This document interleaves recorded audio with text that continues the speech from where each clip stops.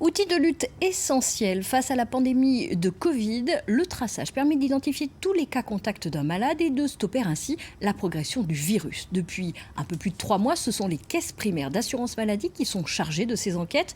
Dans le département de l'Ain, une 50aine d'agents volontaires travaillent sur la plateforme qui couvre aussi la Haute-Savoie. Reportage Franck Grasso, Marine Zamit. Donc je souhaitais vérifier avec vous si le contact que vous aviez eu avec cette personne est bien de nature à vous avoir exposé au virus. Vous vous êtes trouvé dans la journée à un moment donné face à cette personne à moins d'1 mètre. Il faudrait vous faire tester donc d'ici la fin de semaine, puisque le mieux c'est de se faire tester à 7 jours.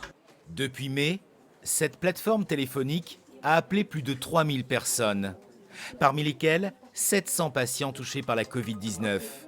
Le reste, ce sont des cas contacts qu'il faut débusquer, rassurer, isoler, tester. Bien sûr, on parle de contacts à risque avéré, c'est-à-dire lorsqu'il n'y avait pas les gestes barrières, le port du masque par exemple, la distanciation sociale. Là, effectivement, on peut considérer que le risque de contamination est important. Ces agents de la caisse primaire d'assurance maladie piochent donc dans les souvenirs, passent du temps à refaire les plannings des uns des autres, pour savoir qui a croisé qui. Il faut que les téléopérateurs soient suffisamment percutants pour que les gens rentrent dans le jeu et donnent les cas contacts, sans être trop anxiogènes, parce qu'il y a des gens qui, à l'annonce du résultat, paniquent. Donc il y a tout un équilibre à trouver. Mais vous n'avez pas été en contact avec les 300 personnes, si?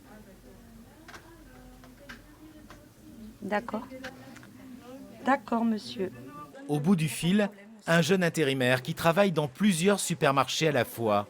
L'enquête s'annonce rude. Tout le personnel n'a aucun masque, n'a pas de distanciation sociale. Enfin voilà, c'est énorme. Le sourire est nerveux, d'autant que le cas examiné est aussi parti en vacances dans un camping sans prendre plus de précautions. Mais souvent dans l'Ain, les clusters naissent de retrouvailles. Dans notre département, les cas contacts et les clusters que nous avons rencontrés étaient issus à la suite en fait de réunions familiales, de réunions festives. Donc c'est vraiment l'affaire et la responsabilité de chacun. Et ce travail de traçage permet de limiter l'épidémie, de la contenir sans essaimer.